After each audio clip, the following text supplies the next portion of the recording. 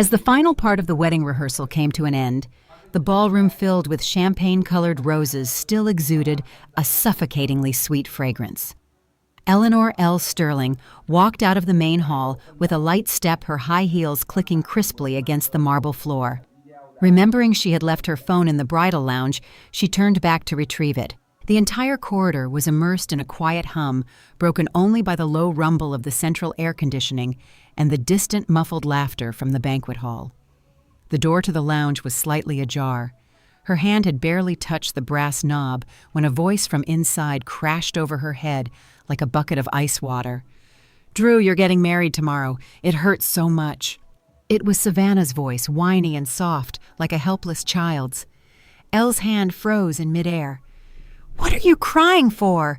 Andrew Vance's voice was utterly carefree, carrying a hint of a chuckle as if pacifying a spoiled toddler. "How many times do I have to tell you, marrying Elle is just a temporary arrangement. The old man is holding those 5% trust fund shares over my head. If I don't marry her, I don't see a dime of it. Once the deal is done and the shares are vested, the spot as Mrs. Vance will be yours sooner or later." A low chorus of chuckles echoed in the room. It was Andrew's frat brothers and childhood friends. Someone teased, "Vance, you're unbelievable. You get a free wife to handle your mess, plus voting rights on a few $1 billion to boot." Exactly. Andrew tossed off casually as if discussing a trivial corporate merger. "Save your congratulations for the day Savannah and I tie the knot. That's going to be the real wedding." Savannah lowered her voice, adding a coquettish note. "Drew, isn't that a bit too cruel to Elle?" "Cruel?" Andrew scoffed. "She should be grateful. Spending a year and a half in the Vance family is something she can brag about for the rest of her life." The room erupted in laughter. No one found anything wrong with what had just been said. Elle's hand slowly slipped from the doorknob. She didn't push the door open. A sharp ringing suddenly pierced her ears as if a firecracker had gone off inside her skull. Then her stomach seized in a violent spasm. Nausea surged from the pit of her stomach to her throat. She instinctively covered her mouth, her fingers ice cold. In the dim light of the corridor, her face turned as white as a sheet of paper. She looked down. On her ring finger, a 6-carat diamond sparkled, catching the light. On the day Andrew proposed, he had dropped to one knee at Central Park and said, "Elle, please be with me for the rest of my life." Back then, moved to tears, she thought she was the luckiest woman in the world. Now she realized this ring was nothing more than a branding iron marking her as Andrew Vance's temporary tool, and she, like an absolute fool, had mistaken it for love. Elle clenched her fists so hard her manicured nails dug into her flesh. The physical pain helped snap her out of her dizzy spell. She raised her head. The full-length mirror at the end of the hall reflected her image, the perfectly tailored nude-toned cocktail dress, the intricate updo specifically styled for tomorrow's grand event, and the vintage emerald necklace inherited from Andrew's late mother. It all felt like a sick joke mocking her. She stood perfectly still, breathing shallowly, like a suddenly frozen statue. The laughter behind the door continued. Savannah started crying again. Andrew went back to comforting her, and his friends kept cracking jokes. These sounds were like dull knives sawing at her nerves, but Elle didn't cry. Her eyes were bone-dry and ached as if her tears had evaporated before they could even form. Instead, a bone-chilling cold seeped outward from her very marrow. 3 seconds. She gave herself exactly 3 seconds. Then she turned around. Her heels clicked sharply against the marble, and she walked away without looking back. The corridor felt incredibly long as the self-deception of her last 2 years. When Elle stepped out of the Manhattan Hotel, the fierce night wind rushed at her, making the hem of her dress flutter wildly. She stopped on the steps and took a deep breath. The crisp autumn air sliced through her lungs like a razor. Slowly, she raised her hand and slipped the 6-carat diamond off her finger without a single ounce of hesitation. She squeezed the ring so tightly her knuckles turned white, then opened her clutch and tossed it inside like a used tissue. An Uber Black pulled up 5 minutes later.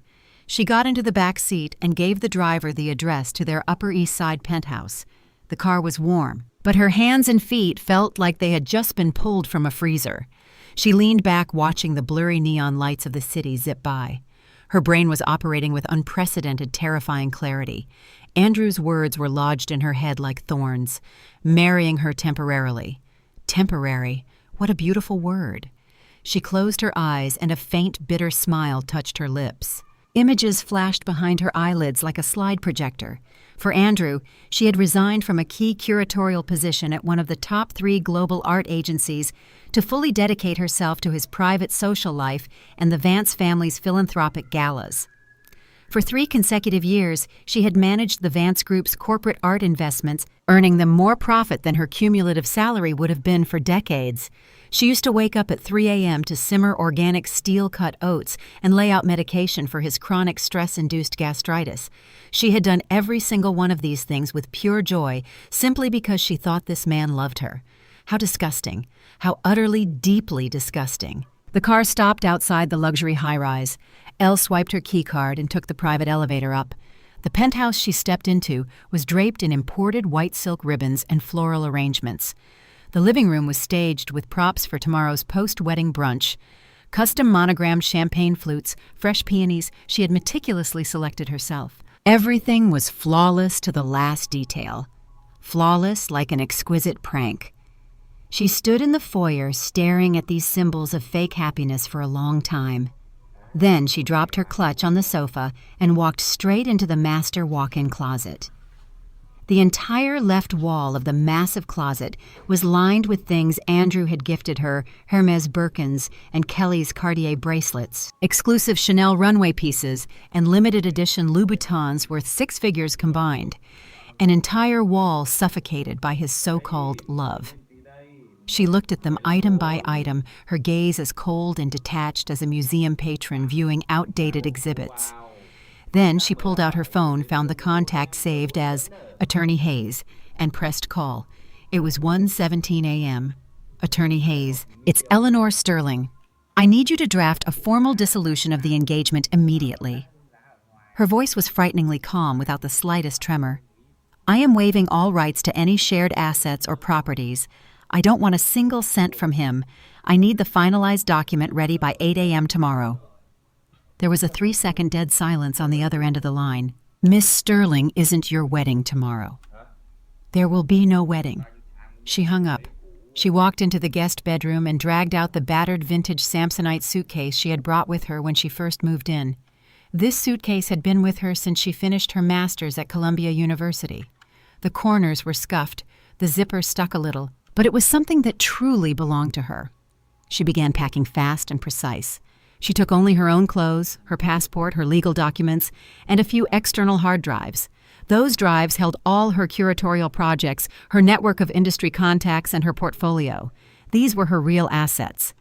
As for Andrew's gifts, she didn't touch a single one. She methodically took down the designer bags, the diamond necklaces, the haute couture dresses, and the branded shoes, laying them in a neat, perfectly aligned pile in the center of the closet floor like a retail display. Finally, she took the 6-carat ring from her clutch and placed it right at the very top of the multi-million-dollar heap. Done. She straightened up and looked at the pile of trash. A faint smirk graced her lips. It wasn't a smile of joy, but one of absolute mockery. These were all Andrew's props for his temporary marriage. She didn't need any of them. Nothing. Her phone buzzed. A text from Andrew. Elle Savannah isn't feeling well. I'm taking her to the ER. Don't be late for the wedding tomorrow. Get some rest. Elle stared at the screen for 5 seconds. Not feeling well. Huh. Suddenly her stomach violently flipped. The nausea returned 10 times stronger than in the hotel corridor. She rushed to the master bathroom, dropping to her knees over the porcelain toilet, dry heaving for half a minute. Nothing came up, only the bitter burn of bile scorched her throat. She slumped onto the cold marble floor, resting her forehead against her arms, breathing heavily. Finally, tears streamed uncontrollably from her eyes. Not out of sorrow, but out of sheer disgust, out of the humiliation of having her 2 years of sincere love reduced to a cheap punchline. She cried for exactly 2 minutes. Then she decisively wiped her face, stood up, and walked to the sink. The mirror reflected a woman with bloodshot eyes and a pale face looking entirely pathetic. She took a deep breath. Enough. This was the very last time she would ever shed a tear for Andrew Vance. She picked up her phone. Her fingers trembled slightly, but she resolutely opened her contacts. She found Andrew Vance, held it down, and tapped block, then Savannah block. Then every single member of the Vance family, one by one. She systematically deleted her WhatsApp, her Instagram, her Facebook, every social media account that could trace her location was wiped. Finally, she grabbed her suitcase, threw on her old camel trench coat, turned off the lights, and walked out of the penthouse, filled with symbols of fake happiness. The heavy mahogany door clicked shut behind her, marking the end of a ritual. At 3:40 a.m., she checked into a generic business hotel near JFK Airport. Her suitcase sat against the wall. She sat on the edge of the bed, hugging her knees. The room was so quiet, she could hear her own heartbeat. Thump, thump, thump. Every beat reminded her, you are alive, you are free. You no longer need to be someone's temporary anything. She pulled a hard drive from her bag and plugged it into her MacBook. The glow of the screen illuminated her pale face. She began organizing all her curatorial resources, art collector databases, and gallery contacts accumulated over the years. These were Eleanor Sterling's true weapons. Not a diamond from Vance, not a Birkin, not the title of a Vance family daughter-in-law. It was her own brilliant mind. She worked until 5 a.m. When exhaustion finally crushed her, she collapsed onto the pillows and closed her eyes. Tomorrow. No, today. Today was her supposed wedding day. The thought flashed through her mind. Her lips twitched, but quickly settled into a flat line. Let them wait. Let them wait until all the imported roses wilt. Let them wait until the paparazzi from every major network point their long lenses at an empty bridal suite. Let them wait until the arrogant smirk is wiped clean off Andrew Vance's face. She closed her eyes and fell into a deep sleep. That night she slept more soundly than she had in 2 years. The next day, the Plaza Hotel's grand ballroom had been transformed into a floral palace. 100,000 white roses hung from the ceiling, and the crystal chandeliers refracted blinding light. The guest list was a who's who of the Eastern Seaboard prominent politicians, Wall Street titans, leading cultural figures, and elite socialites. The media zone was packed with journalists in full battle gear. This was the society wedding of the year. The union of the Vance and Sterling families was seen by the public as the ultimate alliance of two powerful corporate dynasties. At 9:30 a.m., with 30 minutes until the ceremony, Andrew Vance stood before a full-length mirror in the groom's suite, adjusting the platinum cufflinks of his bespoke Tom Ford tuxedo. The man in the mirror was young, handsome, and radiating power. A faint, arrogant smile played on his lips. His chief of staff knocked and entered. "Mr. Vance, there's a slight issue in the bridal suite." Andrew didn't look up, adjusting his bow tie. "What?" The assistant hesitated. "The bride hasn't arrived yet." Andrew's hands paused. He raised an eyebrow casually. "Wasn't she supposed to be here at 8 a.m.? For hair and makeup, probably stuck in Manhattan traffic. Call her and tell her to hurry up." "I tried." The assistant's voice grew tense. "Her phone is off." Andrew finally turned around, annoyance flashing in his eyes. "Off." "Yes, sir. Miss Sterling's phone has been off since 7 a.m. Andrew frowned. He instinctively grabbed his own phone, opened iMessage, and found his chat with Elle. The last message was his text from last night. "Don't be late for the wedding tomorrow. Get some rest." There was no delivered status. He tried calling. "The subscriber you have dialed is not available." His brows knitted together, but he quickly suppressed any unease with a cold sneer. "Tell her if she keeps throwing a tantrum, my patience will run out. She can forget about the corporate sponsorship for her new gallery project." The assistant opened his mouth but said nothing. "What are you standing there for? Go find her." The assistant turned and practically ran out. 10:15 a.m. The bridal suite remained completely empty. Makeup artists, stylists, and bridesmaids were all present, exchanging nervous glances. Only the bride's seat was vacant. The custom Vera Wang wedding gown hanging on the rack quietly draped its train, as if waiting for someone who would never arrive.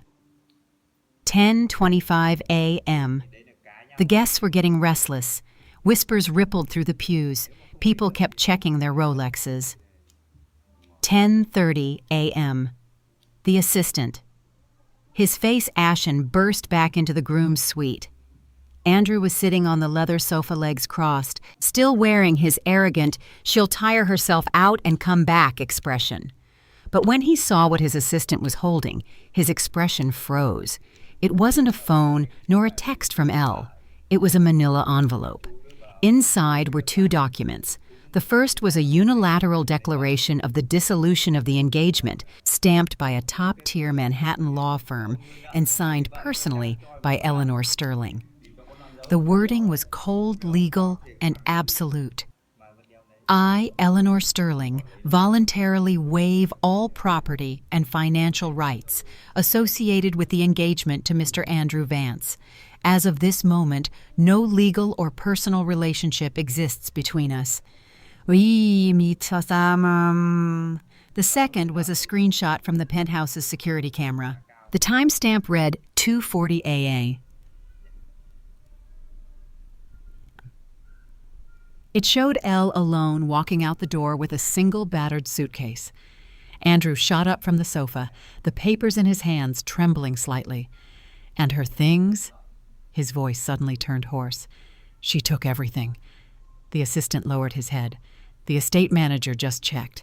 There isn't a single personal item of hers left in the closet. Only the things you gifted her. They are all stacked neatly on the floor. Andrew's pupils contracted violently. She left all his gifts. She didn't take a single thing, treating millions of dollars like discarded garbage. Impossible. Andrew crushed the lawyer's letter in his fist. He refused to believe it. The door flew open and Savannah rushed in, wearing a pastel pink bridesmaid dress. Her face was the perfect picture of orchestrated panic and concern. Drew, everyone outside is asking why the bride hasn't walked down the aisle yet. What happened? Seeing Andrew's dark expression, she immediately ran to him and grabbed his arm, her voice soft and fragile. Drew, is Elle mad at me? I didn't mean to compete with her. I just love you so much. That's why I couldn't hold back my tears last night. Do you think she overheard something? Andrew said nothing. He stared intensely at the crumpled legal letter. His temples throbbed. She actually left. She left just like that, without asking questions, without throwing a fit, without giving him the slightest chance to explain. She cut him off as decisively as a surgeon amputating necrotic tissue. For some reason, his heart skipped a beat. It's not pain, Andrew told himself. It's not pain. It's the panic of losing control. It's the frustration of a ruined business plan. It's the fury of being outplayed by a woman I never took seriously. Find her, he ground out through clenched teeth. Activate every connection we have. Find Eleanor Sterling. But it was too late. By 10:45 a.m., the ceremony was 15 minutes overdue. In the grand ballroom, the 300 elite guests had transitioned from whispers to open, loud discussions. Some Wall Street executives were already standing up to leave, the paparazzi, like sharks smelling blood in the water, were furiously snapping photos of the empty floral arch. The Vance wedding and the bride is a runaway. Word is the Sterling girl served him legal papers. What a massive humiliation. The news spread at the speed of light. The PR director for Vance Group sprinted into the lounge, sweating profusely. Mr. Vance, the media outside, is going crazy. The chairman... The door banged open. Richard Vance, Andrew's father, and the iron-fisted chairman of Vance Group stood in the doorway, his face twisted in apocalyptic rage. Veins bulged at his temples. He pointed a shaking finger at Andrew and roared, "What the hell did you do?" Andrew opened his mouth. "Dad, I just got a call from the Sterlings." Richard's voice shook with a terrifying mix of fury and panic. Eleanor broke off the engagement herself. The Sterlings aren't going to stop her. Do you have any idea what this means? The joint ventures between our families, the trust fund conditions, our leverage, it's all gone to ash. He slammed his fist against a side table. A crystal vase tipped over and shattered on the floor. 300 guests, live media coverage. The entire eastern seaboard is watching the Vance family become a laughingstock. Andrew explained to me how you managed to drive her to this. Savannah, terrified, shrank into a corner, her face totally pale. She didn't dare make a sound. Andrew stood with his lips pressed tightly together. He couldn't say it. He couldn't tell his father what he had bragged about to his frat brothers last night. But deep down he knew. Elle had heard everything. That was why she left so resolutely, without a single word of reproach. "I'll fix it." His voice was so hoarse it was barely recognizable. "Fix it," Richard Vance sneered coldly, suddenly pressing a hand to his chest, swaying slightly. "You'd better fix it. Otherwise, you'll bear the consequences of losing those voting shares all by yourself." With that, he turned and stormed out, surrounded by a flurry of panicked assistants and the on-call medical team. In the grand ballroom, the majority of the guests had already dispersed. Beneath the empty archway, 100,000 white roses slowly began to wilt under the heat of the stage lights. It was supposed to be Eleanor Sterling's wedding, but she was no longer there. That evening, Andrew drove back to their Upper East Side penthouse. He didn't know what he was expecting. Maybe that Elle would suddenly walk out of the guest room with red, swollen eyes and start interrogating him, allowing him to say a few sweet words and smooth things over. Maybe she was sitting in the living room, ready to smash a few plates, cry, and throw a tantrum so he could hold her. He had even rehearsed his lines on the drive over. "What I said yesterday was just drunk talk with the boys. Don't take it seriously." He pushed the door open. The custom wedding decorations were still everywhere. The Mr. and Mrs. signs sat quietly on the mantelpiece. The peonies were drooping. The living room was empty. The bedroom was empty. The terrace was empty. He walked swiftly into the master closet, and he froze. The right side of the closet was completely barren. Where Elle's personal, understated clothes used to hang there were only bare velvet hangers swaying slightly. And on the floor against the left wall, the items were meticulously stacked. Hermès bags, Cartier boxes, Chanel garments, Givenchy heels. Every item was perfectly aligned. And resting quietly on top of a black Birkin was the 6-carat diamond ring glinting coldly. Andrew stood motionless, staring at the pile. He used to think these items were his gracious charity to Elle. Every time he gave her a bag or a necklace, she would hug him happily and say, "Thank you, Drew." He viewed it as a handout, a lubricant to make his tool work better. Now all these things, stacked like a pile of expensive trash, screamed at him, "Your so-called charity isn't worth a dime." Suddenly, an overwhelming sense of suffocation gripped his throat. Andrew couldn't understand the feeling. It wasn't heartbreak, he assured himself. It definitely wasn't heartbreak. It was the humiliation of a slap to the face, the panic of prey suddenly snapping its leash, the fury of realizing his absolute control was an illusion. He spun around, grabbed an antique Ming vase from the console table and hurled it violently at the wall. Crash porcelain shards exploded everywhere. "Elle!" His roar echoed through the empty penthouse. The veins on his forehead popped. His eyes were bloodshot. "You think you can just run away?" He smashed a decorative bowl, then a framed photograph. The floor was covered in debris. He breathed heavily, cold sweat breaking out on his forehead. He leaned against the edge of the table like a cornered beast. His phone rang. It was Savannah. "Drew, are you okay? I'm so worried about you. Should I come over? Please don't be alone." Andrew stared at Savannah's name on the screen. Suddenly, those letters felt unbearably irritating. If Savannah hadn't been crying in the lounge yesterday, if he hadn't said those words in front of everyone to appease her. The thought barely formed before he brutally cut it off. It wasn't his fault. Elle was just being too dramatic, hearing a few sentences and immediately blowing up the wedding. It was insane. "I'm fine," his voice rasped. "I will find her. She can't hide." He hung up and dialed a high-end private investigator. Then he called airline contacts, hotel executives, and banking insiders. He wanted to track Elle's every move. However, the answers he received one by one turned his blood to ice. "Mr. Vance, Miss Sterling's cell number has been terminated. Not turned off, canceled entirely. Her social media accounts are gone. Instagram, LinkedIn, Facebook wiped clean. Banking sources say she wired all her personal funds to an offshore account late last night. We can't trace the endpoints. There's no record of her boarding any flights out of JFK LaGuardia or Newark. No Amtrak records either. Either she used an alias or she went completely off the grid within the city." Every report was another slap to Andrew's face. She hadn't acted on impulse. She had executed a flawless exit strategy in the moment she heard those words. With terrifying coldness and efficiency, she completely severed her existence from his canceling numbers, deleting socials, moving assets, packing, sending the lawyer's letter. The entire process took less than 6 hours. She didn't grant him a single call, a single text, a single tear. She simply and cleanly vanished from his universe as if she had never existed. Andrew slowly slid down the wall to the floor. Shards of porcelain dug through his tailored trousers into his skin, but he didn't feel the pain. He tilted his head back, staring blankly at the ceiling. An incomprehensible void in his chest was expanding rapidly, as if a living organ had been ripped out, leaving a bloody gaping hole from which a freezing wind continuously howled. The fallout from the runaway bride was vastly more catastrophic than Andrew had anticipated. By Monday morning, his phone was blowing up, not with news of Elle, but with emergency reports from Vance Group executives. Mr. Vance Group stock is down 4 points in pre-market trading. Drew, the partners are calling about the wedding. What's the official PR line? Mr. Vance, the Sterling family just announced they are reviewing terms on the joint Manhattan real estate project. Andrew gripped his phone, sitting in the debris-filled living room.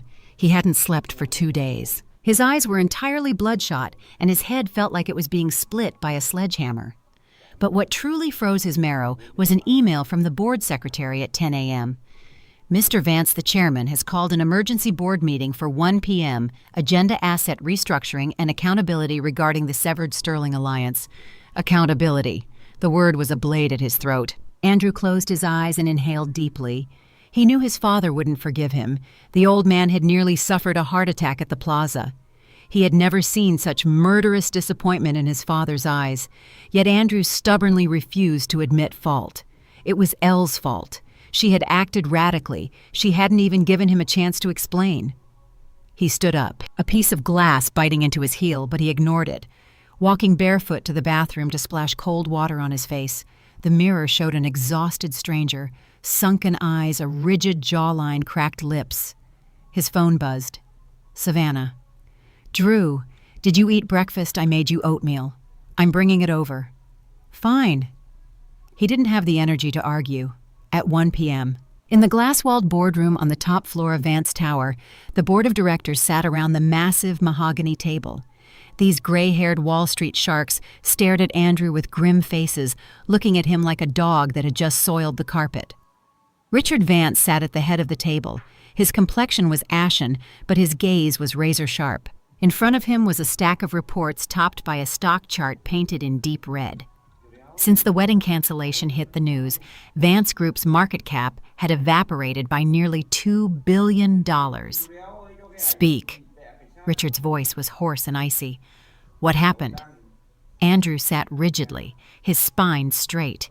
His eyes flicked to the documents, his stomach clenched.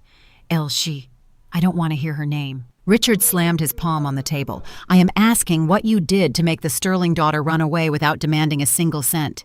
Do you think she needs our money? The Sterlings have their own empire. Silence hung heavy in the room. All eyes bore into Andrew. His lips parted, but no words came out. He couldn't confess to the board that he had called the marriage a temporary scam. Doing so would prove that he, the heir apparent, treated billion-dollar strategic alliances like frat house jokes. The direct consequences of the severed alliance begin, an older board member to the left said, adjusting his glasses. First, the Sterlings have frozen our joint $400 million Hudson Yards development. Second, the family trust explicitly states that a stable marriage is a prerequisite for your control over the 5% voting shares. No wedding, no shares. He paused, staring at Andrew. Third, market confidence has tanked. If we don't have good news within the week, institutional investors will start dumping the stock. Under the table, Andrew's hands curled into tight fists. And lastly, another director chimed in with unconcealed irony, the entire network of art and cultural philanthropy that Eleanor Sterling built for our corporate image is paralyzed. Contacts with top-tier collectors, European galleries, museum boards, those were her personal relationships. She's gone, and that division is practically dead. Every word was a dull knife sawing at Andrew's ego. He couldn't take it. She was just doing administrative support. It wasn't that... Shut up! Richard Vance closed his eyes, his voice leaking out through clenched teeth. Effective today, leadership of the Asian Renewable Energy Acquisition is transferred to your uncle. Your executive signing authority is temporarily frozen at $500,000. When you fix this mess, you might get your power back. Andrew's pupils shrank. Frozen authority meant he was effectively sidelined from the core of Vance Group. Meeting adjourned. Richard stood up, pressing a hand to his chest, and walked heavily out of the room. The old foxes in their bespoke suits followed some hiding faint smirks.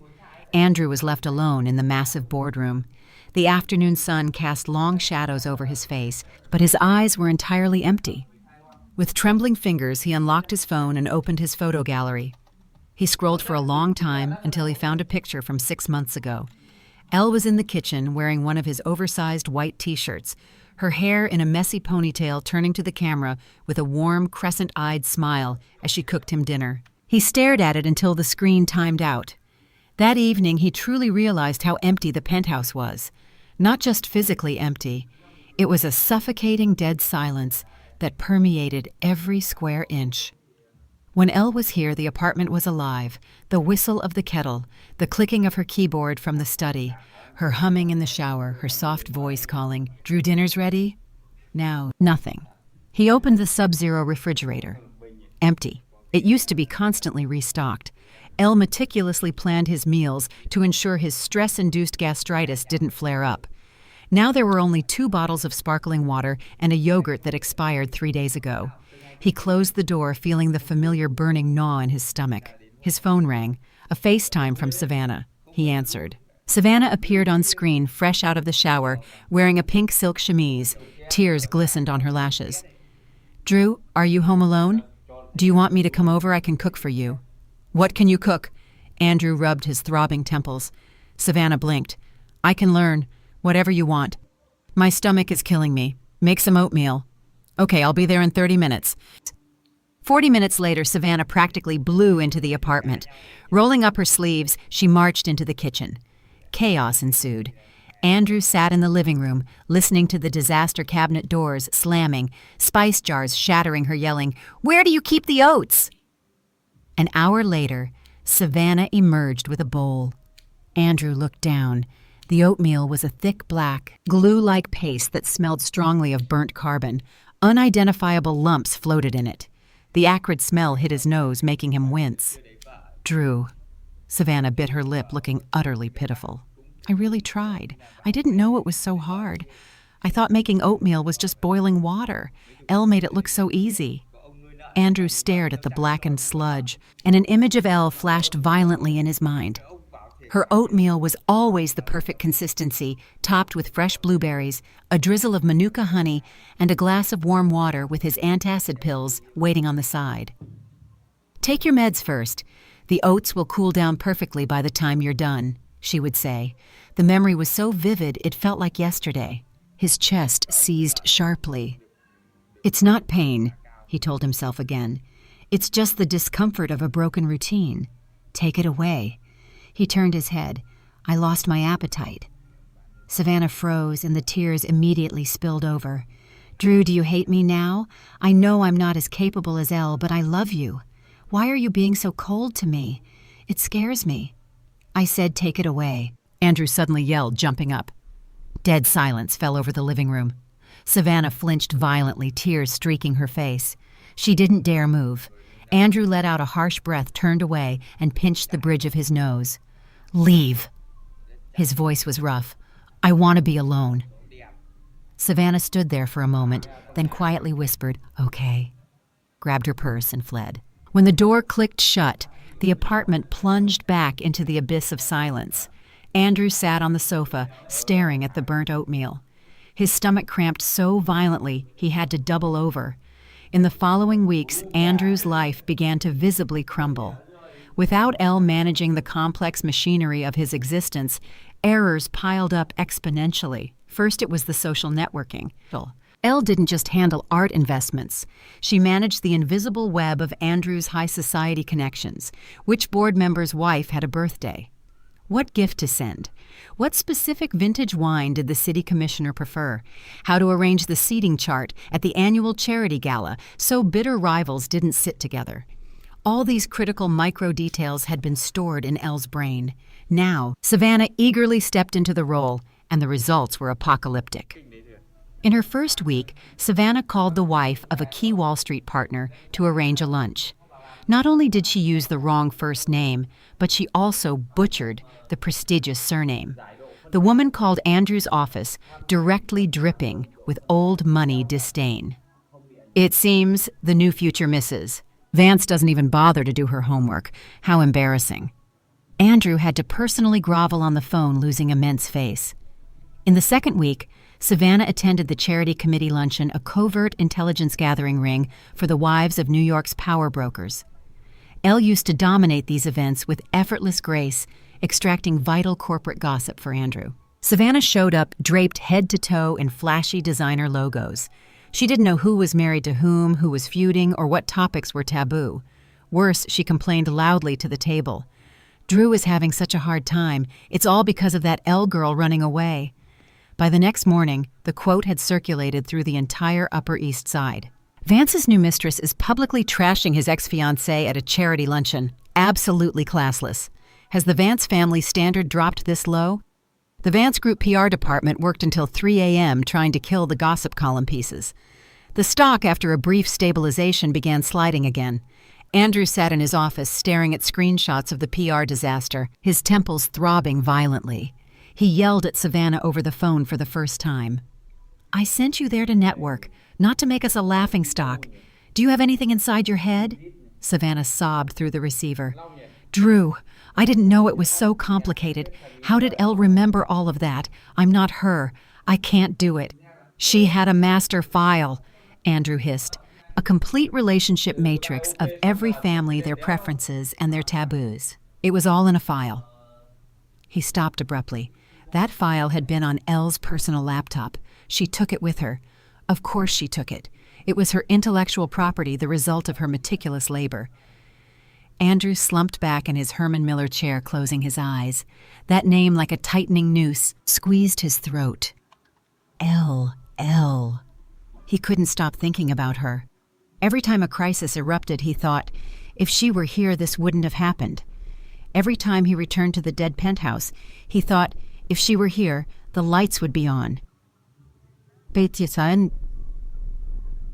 These thoughts drove him insane, breeding a toxic mix of fury and desperate sleepless yearning. He wanted her back, not out of love. He rationalized, but because I need her.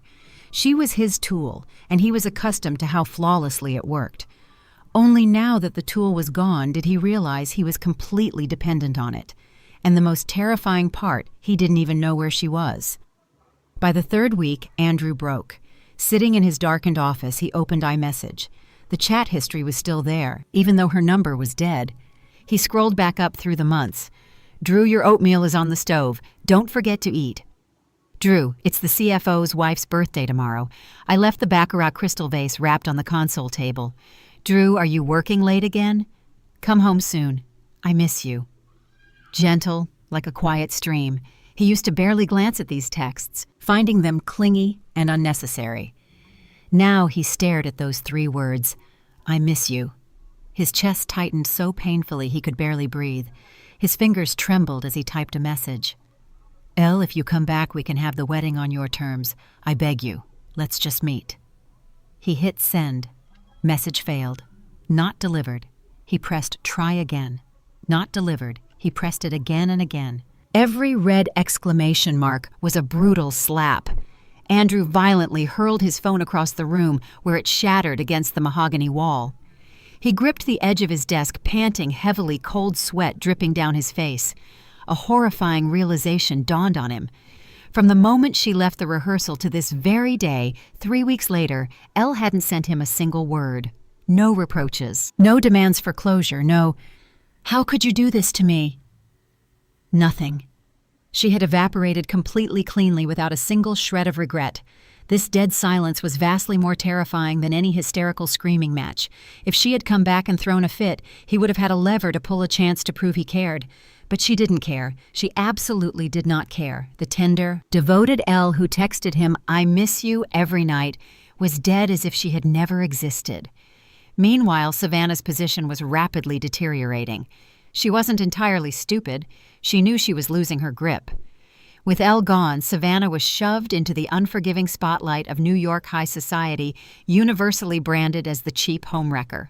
Even the Vance family staff looked at her with thinly veiled disgust. But as long as Andrew needed her, she could feign confidence. Lately, though, Andrew was ice cold. Before the disaster, even when he claimed the marriage was a business deal, he treated Savannah with indulgent affection, buying her jewelry, taking her to exclusive clubs. But now, he ignored her texts and snapped at her whenever they were in the same room. Savannah's anxiety hit a boiling point. One afternoon, wandering through Bergdorf Goodman, she spotted an exclusive Oscar de la Renta evening gown. It was the perfect dress for an upcoming, highly publicized global art gala. Driven by a desperate need to prove she belonged, she used Andrew's black Amex card to buy it. As the cashier swiped the card, a prominent socialite standing nearby let out a sharp, mocking laugh. "Oh, isn't that the Vance family's little stray?" the woman drawled, looking Savannah up and down. "The homewrecker is trying to play dress-up on the big stage. You chased away someone with Eleanor Sterling's pedigree, and now you have the nerve to parade around in haute couture." Savannah went pale. "Excuse me." "You heard me," the woman sneered. "The whole city knows how you crawled into that bed. It's frankly revolting." Savannah's hands shook. She snatched the shopping bag and fled without looking back. But the fallout was worse than she imagined. That evening, the socialite posted a blind item on her private, elite-only Instagram story. "Spotted a certain tacky mistress maxing out her sugar daddy's card on a gown today. Doesn't she know you can't buy class?" By morning, the screenshot was in every Upper East Side group chat. Vance Group's PR was once again in agonizing damage control mode. When Richard Vance, recovering from his near heart attack in his suite at Mount Sinai Hospital, saw the Page 6 article, his blood pressure monitor began to beep wildly. The doctors had ordered absolute calm, but his worthless son was driving daggers into his heart daily. "Call Andrew," he wheezed to his nurse. 30 minutes later, Andrew walked into the VIP hospital room. Richard was propped up on pillows, his face sallow but his eyes piercing. He looked at his son, hollow-cheeked, unshaven, exhausted, and the rage flared again. "That Savannah girl," Richard commanded, his voice like grinding stones. "Get rid of her." Andrew stood at the foot of the bed, hands shoved deep into his pockets, lips sealed. "If you don't throw her out, don't even dream of getting your executive powers back." Richard closed his eyes out of breath. "She is a walking humiliation to this family." "Dad, Savannah, she's what?" Richard's voice spiked, dangerously clutching his chest as he groaned in pain. Once he caught his breath, he hissed, "What can she actually do for you? Can she stabilize the stock, secure a merger, negotiate with the board? Tell me, out of everything Eleanor Sterling did, what has this cheap knockoff managed to accomplish? You risked the entire Vance empire for a useless piece of trash." The heart monitor began to wail. The medical team rushed in. "Mr. Vance, you cannot stress the patient."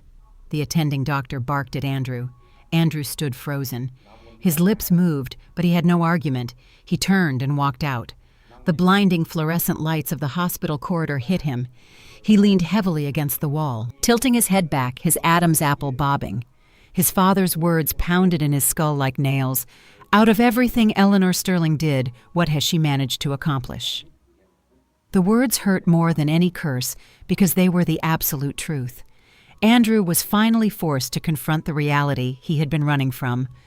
Elle was never just a temporary wife or a disposable tool. She was the mortar holding his entire crumbling life together. She was his safety net, the one person who always covered his blind spots. And he had lost her. No, he hadn't just lost her. He had shoved her out the door with his own 2 hands. That night, returning to the penthouse, Andrew did 2 things. First, he called an elite global intelligence firm and tripled their retainer. "I don't care what methods you use. I want Eleanor Sterling's location within the month." Second, he found a silk scarf Elle used to wear. It had been left on a hook behind the closet door, somehow missing the pile on the floor. It still carried the faint scent of her simple jasmine laundry detergent. Lacking any heavy, expensive perfume, Andrew clutched the scarf in his hand and sat in the pitch-black living room until dawn.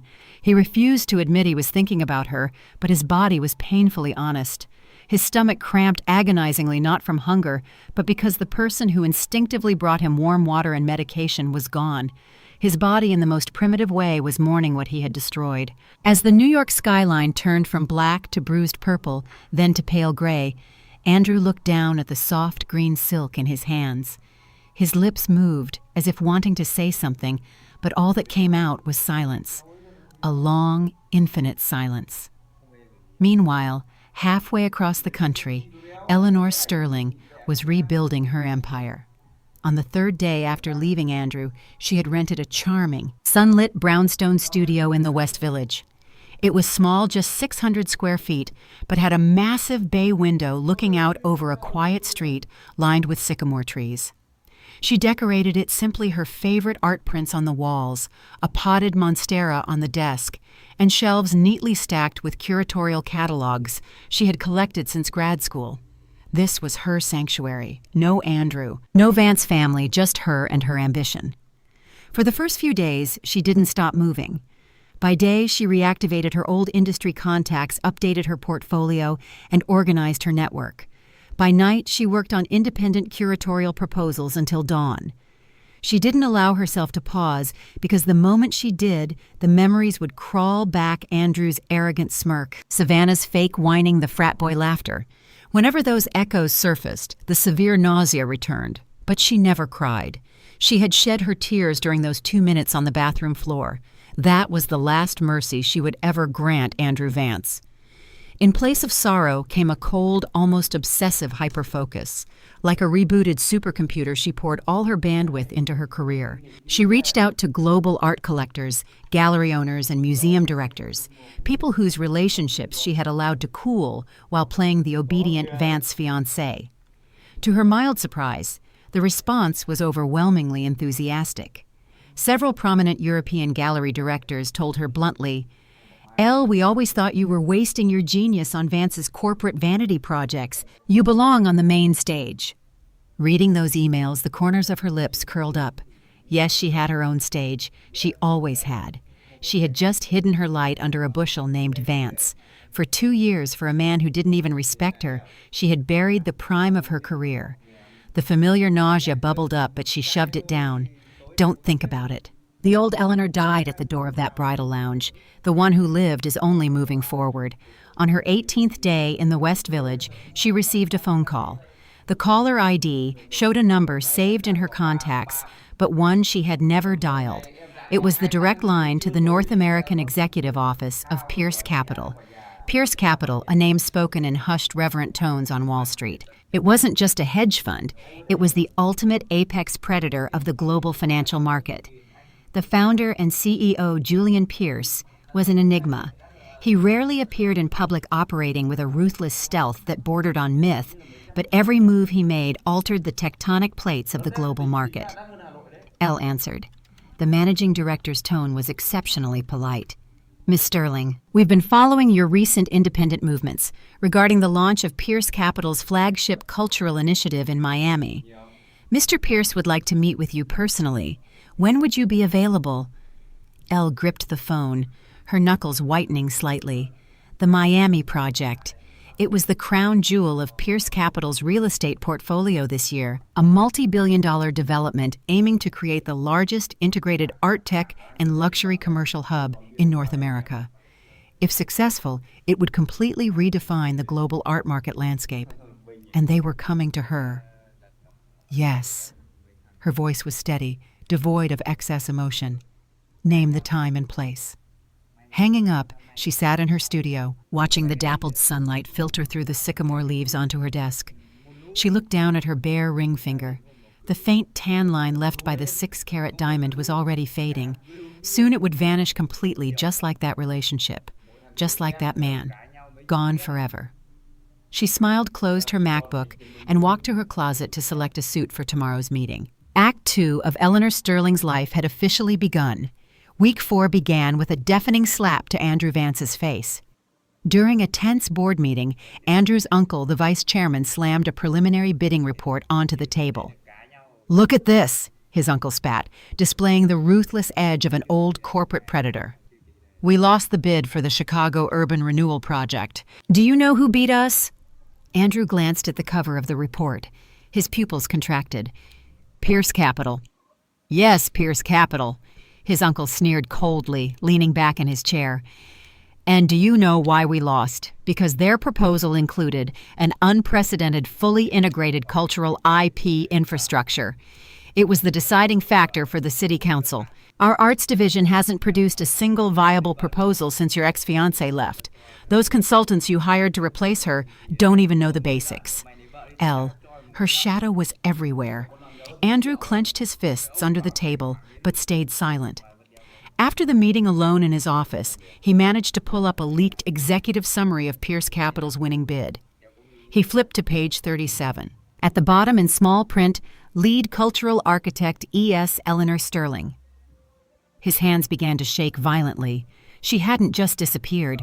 She had defected to Pierce Capital Vance Group's most terrifying apex competitor.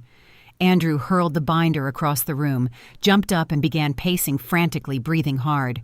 Terrifying scenarios played out in his mind. When did she contact Pierce Capital before the wedding after? Was this premeditated treason or a spontaneous pivot? He forced himself to calm down. Based on the timeline, she must have reached out after she left. But the speed becoming the lead architect of a multi-billion-dollar project in less than a month. What did that mean? It meant her industry leverage was astronomically higher than he had ever comprehended. It meant the administrative support he had so openly mocked was actually a rare goldmine asset that the entire market was fighting for. It meant he had been catastrophically wrong from day one. He thought she was an accessory to his life. She was the actual engine, and he had personally handed her over to his greatest rival. That night, Andrew sat in the back of his chauffeured SUV, ordering his driver to circle Elle's old haunts, the independent bookstore in Soho, the little French bistro they used to frequent a specific quiet street in the village. He circled them 3 times. Of course he didn't see her. She no longer existed in his past. Finally, as the car idled under a streetlight, Andrew pulled out his phone and stared at her contact name. He opened the Notes app and began to type slowly, "Where are you? Why didn't you give me a single chance to explain? You could have yelled at me at least." He stared at the glowing words for a long time, then highlighted the text and deleted it all. He threw the phone onto the seat, leaned back, and closed his eyes. The passing neon lights washed over his face, flickering like a dying star. Meanwhile, Savannah's situation was imploding. Following the Bergdorf-Goodman incident, she was entirely blacklisted by the Elite Wives Club. Invitations she sent out were met with deafening silence. In group chats, her messages killed conversations instantly. Even sales associates who used to fawn over her now looked right through her. Her panic bred fatal mistakes. Desperate to prove she was still the future Mrs. Vance, she secretly used Andrew's corporate card to buy an $80,000 emerald necklace. She thought wearing it to the next event would shut everyone up.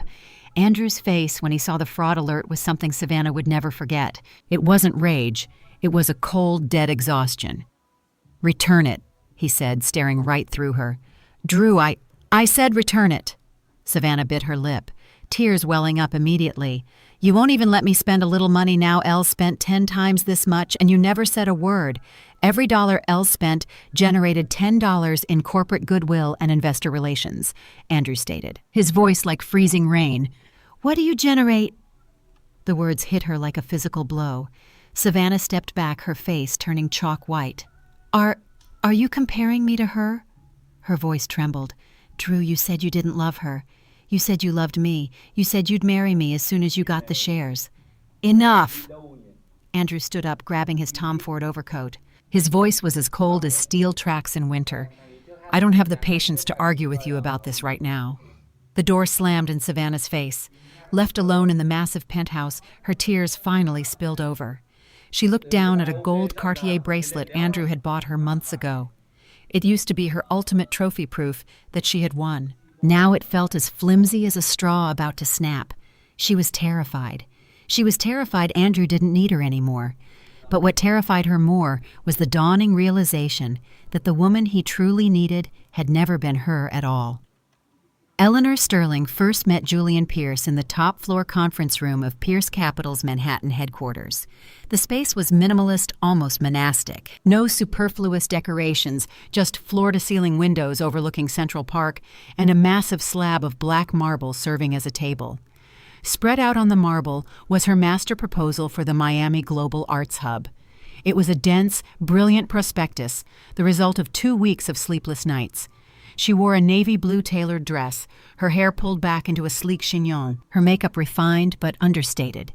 She stood by the projector presenting to a group of senior partners. The art consumer market in North America is undergoing a structural paradigm shift. The traditional gallery model has hit a ceiling. We need a purely experiential asset architecture that transitions high art from mere collection to immersive consumption while leveraging its function as a financial derivative. Her voice was crisp and authoritative. Her data was accurate to the decimal, her logic bulletproof. The senior partners, notoriously brutal men who hated having their time wasted, unconsciously sat up straighter. Yet Elle's gaze never once fell on the man sitting at the far end of the table.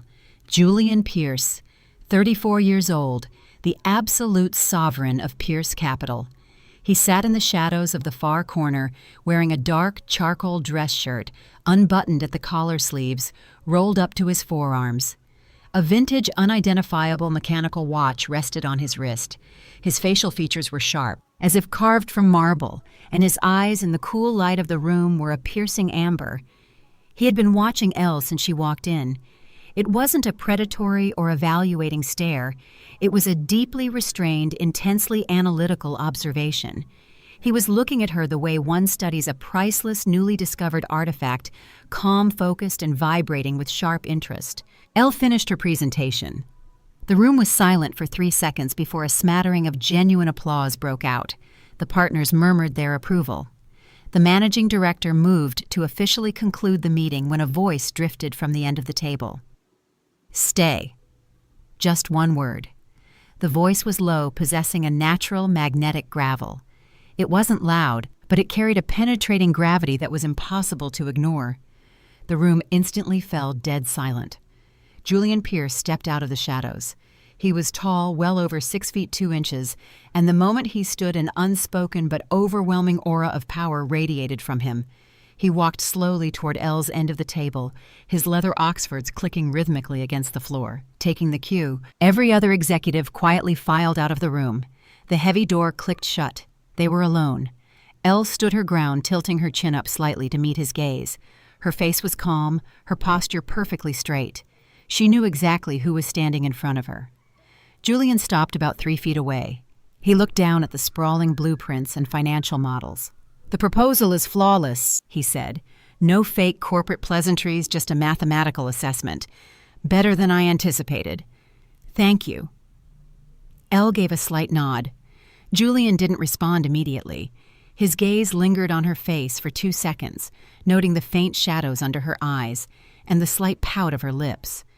Without a word, he walked over to a concealed built-in credenza, opened a warming drawer, and pulled out a sleek ceramic thermos. It didn't contain coffee or scotch, but warm, frothy oat milk matcha. He placed the cup on the table directly in front of her. "Your body fat percentage is critically low, and you look exhausted," he stated, his tone as even as if reading a quarterly earnings report. "High-intensity cognitive labor requires baseline caloric fuel. Drink it, then go home." Elle stared at the steaming cup, momentarily stunned. She couldn't remember the last time anyone had noticed her physical condition. During her 2 years with Andrew, he never once noticed if she had eaten or slept. To him, she was a perpetual motion machine, always ready to serve. Yet this stranger, the most feared man on Wall Street, took one look at her and instantly diagnosed her fatigue. Her throat tightened. She picked up the cup, the heat seeping into her palms. "Thank you," she said, her voice a fraction softer, carrying a microscopic tremor. Julian gave a curt nod, stepping back and slipping his hands into his pockets. "Miss Sterling." "Yes." The Pierce Capital Miami Initiative, a $30 billion portfolio, is officially in your hands as of today. He paused, locking his amber eyes directly onto hers. His voice dropped an octave, resonating with quiet conviction. You deserve more than just respect. Elle gripped the warm ceramic cup. She looked at this man. There was no arrogant condescension in his demeanor, no patronizing pity, and absolutely no implication that a woman couldn't handle the pressure. He simply recognized her sheer competence as an equal and instantly converted his trust into absolute raw power. $30 billion. She had never touched a fraction of that at Vance Group. Not because she wasn't capable, but because Andrew Vance never gave her the chance. To Andrew, she was a glorified assistant meant for grunt work. Julian Pierce had just handed her the entire kingdom. Elle's heart gave a strange, powerful jolt. It wasn't a flutter of romantic infatuation. It was something far deeper. It felt as though a heavy iron door that had been locked for years was suddenly kicked open, and the blinding rush of sunlight made her dizzy. "I will deliver," she said, her voice ironclad, her eyes burning with a sudden fierce light. Julian Pierce watched the fire ignite in her eyes, and the corners of his mouth twitched upward. It wasn't a full smile, but a subtle softening like a warm current moving beneath a frozen ocean. "I know," he said. Over the next 2 months, Elle buried herself in the Miami project, leading a hand-picked strike team. She built the entire infrastructure from the ground up: architectural layouts, curatorial acquisition, luxury brand partnerships, and global PR strategy. She personally oversaw every brutal detail. She was sleeping 4 hours a night, yet physically she was thriving. It wasn't the frantic, toxic adrenaline of her past. It was the pure, radiant vitality of a woman operating in her ultimate element. Her eyes were bright, her complexion glowing. She was still slender, but a new, unbreakable confidence laced her voice. A confidence wholly independent of any man or family title, rooted entirely in her own staggering competence. Julian was incredibly busy. His schedule was segmented into 5-minute intervals.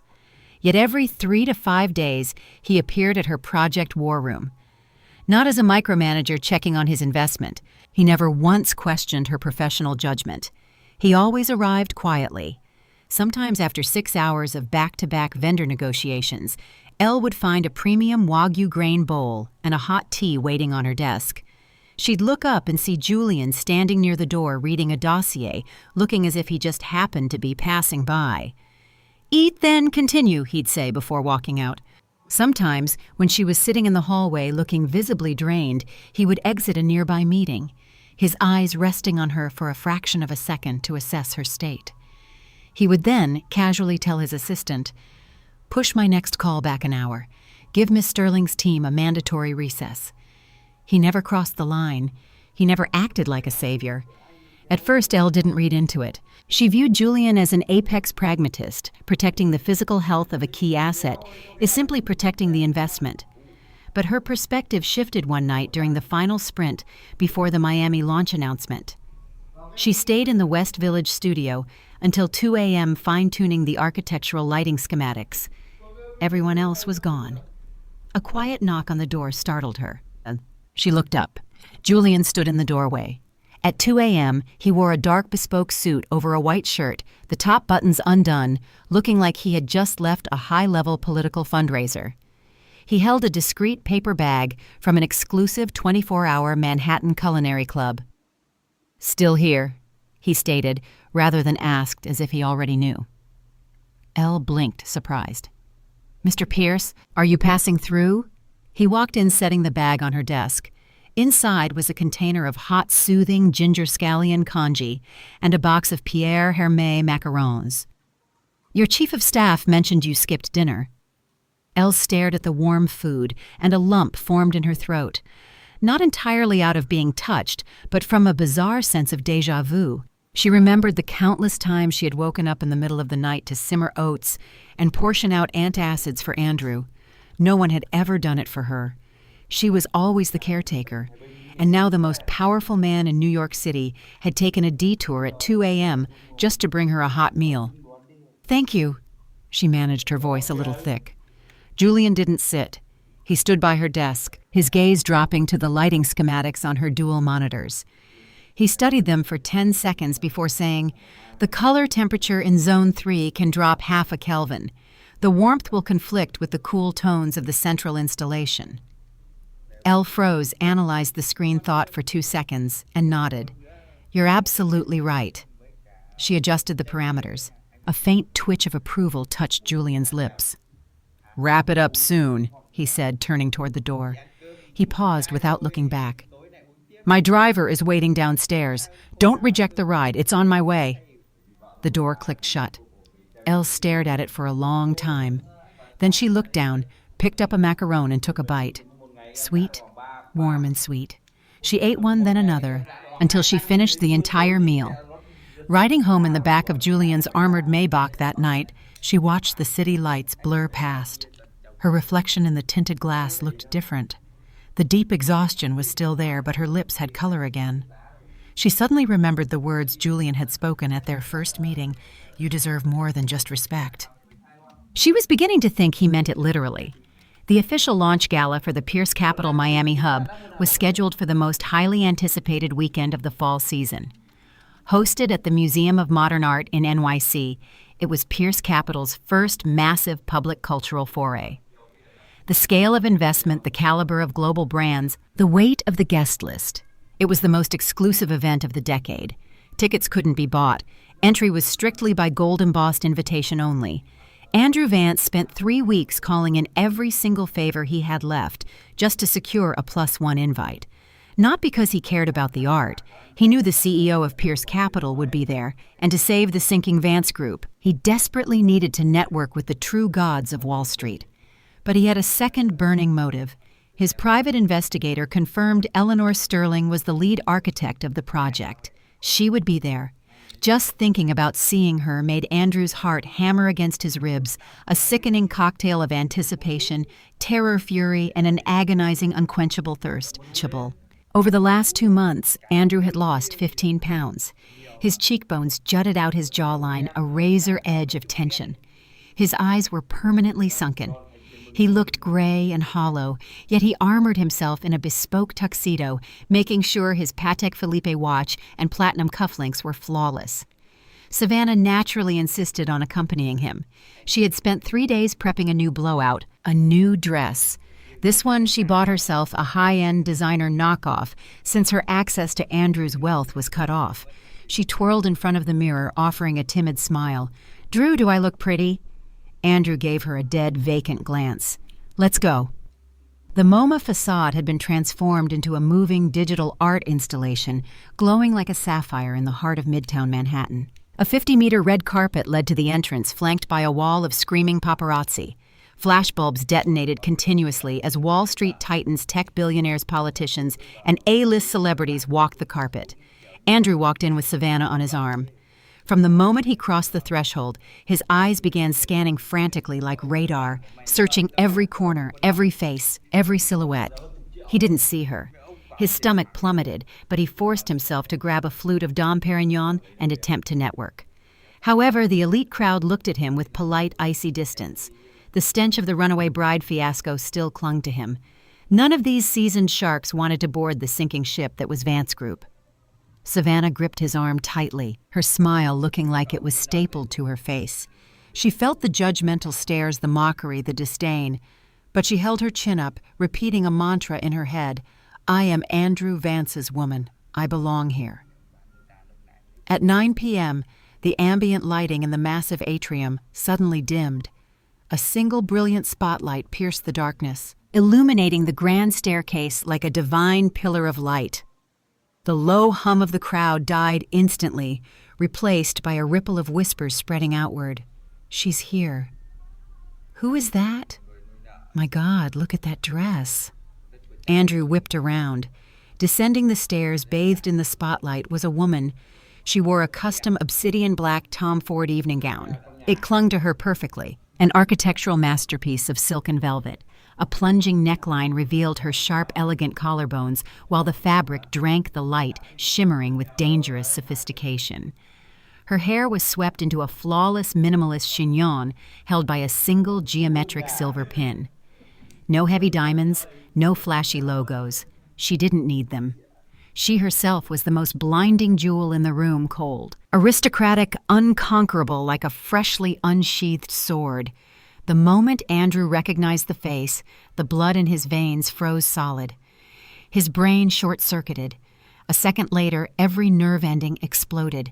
His ears rang. His lungs seized his fingers, went numb. The champagne flute in his hand tilted, spilling onto his tuxedo cuff, but he didn't even notice. He was completely paralyzed. It was Eleanor Sterling, but it wasn't the Elle he remembered. The Elle in his memory was always soft, offering warm smiles and gentle tones, dressing elegantly, but never to outshine him.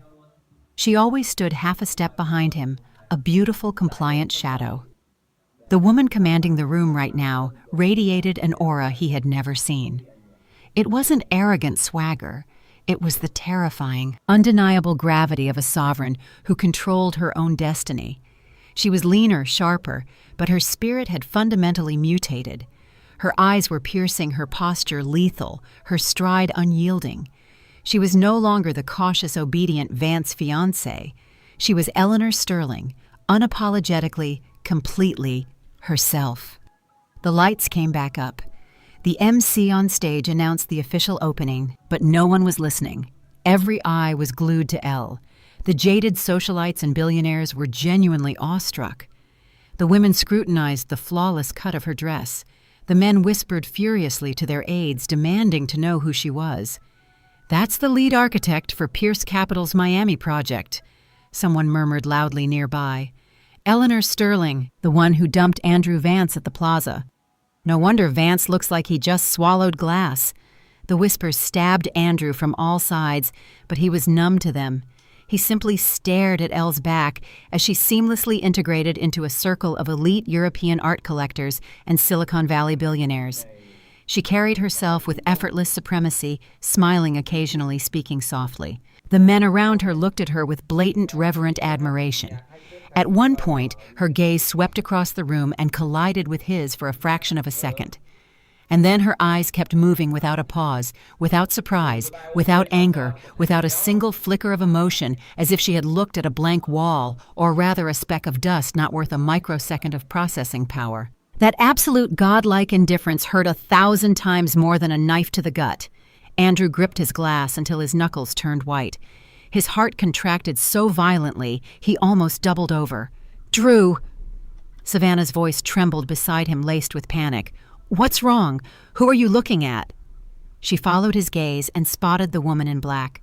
Savannah's face morphed instantly. Envy, toxic and primal, slithered up her spine and choked her. That dress was clearly custom couture, something she couldn't afford with a year's allowance. The aura Elle projected was something Savannah could never emulate in 100 lifetimes. And the billionaires surrounding Elle possessed enough wealth to buy Savannah's entire existence 10 times over. She dug her acrylic nails into Andrew's arm. "Drew?" Her voice shook with crushing insecurity. Is that Elle?" Andrew didn't answer. He couldn't even hear her. The only sound in his universe was the deafening pounding of his own heart. Thump, thump, thump. Every beat hammered home the brutal truth he had lost. He had lost permanently. And the woman he lost was ascending at terminal velocity, transforming into a radiant deity completely out of his reach. Savannah couldn't take it. For the first half of the gala, she had forced herself to smile, clinging to Andrew, but her eyes kept darting back to the woman in black. Elle was the absolute center of gravity. Everywhere she went, power brokers fawned over her. Meanwhile, the space around Savannah was a barren desert. No one approached her. When she tried to insert herself into conversations, the elite wives gave her one freezing look and turned their backs. She stood gripping her drink, her palms sweating. Andrew had disappeared toward the bar. She spotted him standing alone by a marble pillar, his eyes locked onto Elle, his expression as dark and turbulent as a hurricane. Savannah's stomach dropped. Then she noticed Elle walking away from her circle, heading alone toward a VIP lounge area. Her stride was confident, her stilettos clicking rhythmically as if the entire world was her runway. A manic thought seized Savannah's brain. She had to go over there. She had to remind Elle that she was the one who ended up with Andrew, that she was the victor. She slammed her glass down and marched toward the lounge. The VIP area was a semi-open alcove framed by modern sculptures. Elle sat on a white leather sofa, scrolling through an iPad, her long, elegant fingers gliding over the screen. Savannah planted herself directly in front of her. Elle didn't look up. "Ellie?" Savannah began forcing her voice into its softest, most cloying register. Tears immediately sprang to her eyes. "It's been so long." Elle's fingers paused. She slowly raised her head and looked at Savannah. Her gaze was so completely devoid of temperature, it was terrifying. It was like looking at a malfunctioning Roomba that had bumped into her foot. "Can I help you?" Elle said, her tone deadpan. Savannah flinched under the gaze, but forced a pitiful, triumphant smile. She sat down opposite Elle, folding her hands in her lap, adopting the posture of a grieving saint. "Ellie, I'm just so glad to see you tonight," she whispered. "How have you been? I've been so worried about you. Ever since you ran away, Drew has been a wreck." Elle remained silent, merely raising a single, perfectly sculpted eyebrow. Taking the silence as permission, Savannah pressed on her voice, dripping with venomous sympathy. "I know you hate me. You think I stole Drew from you. But Ellie, the heart wants what it wants. Drew's heart only has room for me. I can't control that. But even if you want to get back at him, you shouldn't stoop so low as to work as a glorified event planner here." She paused, scanning Elle's Tom Ford gown with a thinly veiled sneer. "Or did you find yourself a wealthy sugar daddy, Ellie? You never used to be this kind of girl." It was a masterclass in passive aggression, feigning concern while deploying lethal insults. She wanted Elle to know that no matter how expensive her dress was, she had still lost the man. Savannah finished her monologue, tilting her chin up slightly, a tear artfully sliding down her cheek. She waited for the explosion, the anger, the shouting, the hysterical catfight. She was ready for it. She was ready for anything except what actually happened. Elle set the iPad down. She slowly looked up, her gaze raking over Savannah's face, the heavily contoured makeup that couldn't hide her cheapness, the poorly stitched seams of her knockoff dress, her nervously twitching hands. Then Elle calmly picked up a heavy crystal tumbler of ice water from the table. Before Savannah could even register the movement, Elle flicked her wrist, and the freezing water slammed directly into Savannah's face. The ice water cascaded over Savannah's head, down her nose, over her lips, and seeped into the collar of her dress. Her painstakingly applied 3-hour makeup job instantly dissolved into a muddy disaster. Mascara ran in black rivers, foundation streaked, and lip gloss smeared across her chin. "Ah!" Savannah shrieked, leaping off the sofa as if electrocuted. Elle stood up. In her stilettos, she towered over Savannah, projecting a physical and psychological dominance that was suffocating. She looked down at the dripping, pathetic mess. Her gaze was as cold as a surgeon's scalpel, no anger, just delivering a clinical verdict. "Savannah," Elle began, her voice low, but carrying the weight of a sledgehammer. "Open your pathetic eyes and look around. Look at whose event this is." Savannah trembled violently. "In my eyes..." Elle tilted her head slightly, a razor-thin smirk gracing her lips. "You and your precious Andrew Vance are nothing more than toxic assets written off the balance sheet. Written off. Get out." Just 3 words. Savannah's knees buckled.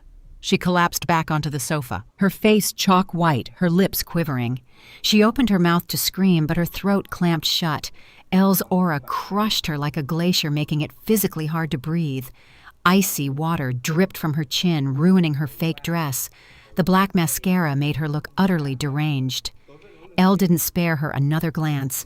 She picked up her iPad, preparing to leave. At that exact moment, heavy, frantic footsteps approached. Andrew had heard Savannah shriek and rushed in. His eyes first hit the drenched, collapsed Savannah, then snapped to Elle's retreating back. "Elle!" His voice was harsh and jagged, carrying the repressed agony of 2 months. "Don't cross the line." Elle stopped. She turned slowly to face Andrew. He looked terrible, sunken eyes, hollow cheeks, drained of life, but his gaze still held that nauseating, arrogant entitlement. Even at rock bottom, he refused to bow his head. "The line..." Elle looked at him, her voice as conversational as if discussing the weather. "Are you absolutely sure you want to use that phrase with me?" Andrew's chest heaved. He searched her face desperately for a trace of hatred, a trace of lingering attachment. Anything from the past he could grab onto. He found nothing. She looked at him like a total stranger, worse than a stranger. A stranger warrants curiosity. To her, he was a blank piece of paper swept away by the wind. Do you think because you found some Wall Street sugar daddy, you can... His sentence was severed by the sound of measured, rhythmic footsteps approaching from behind. The cadence was unhurried, but each step struck the marble floor like a judge's gavel. Andrew whipped around. Julian Pierce stepped into the lounge. Behind him flanked 4 executive protection agents in black suits, exuding lethal, impenetrable professionalism. But Julian's presence dwarfed them all. He wore a dark charcoal suit jacket draped casually over his shoulders. His stride was relaxed, but radiated absolute territorial control. His amber eyes swept briefly over Savannah, like one registers a stain on the carpet before locking entirely onto Elle. He walked directly to Elle and with fluid, unhesitating naturalness, placed his hand on the small of her back. It wasn't an aggressive gesture of possession. It was an impenetrable shield, a silent declaration to the room. She is under my protection, and no one breathes near her without my permission. Elle stiffened slightly, but didn't pull away. Julian's hand was warm and solid. Through the silk of her dress, she felt his heat. She felt his fingers press gently, a silent check-in. Are you okay? Then Julian slowly turned his head to look at Andrew. He looked down at him, not because of his height, though he was taller, but from the innate terrifying altitude of a true apex predator looking at a bug. His gaze was glacial. No anger, no disdain, just pure, absolute supremacy. Mr. Vance. Julian began, his voice low, but every syllable punched through the air like armor-piercing rounds.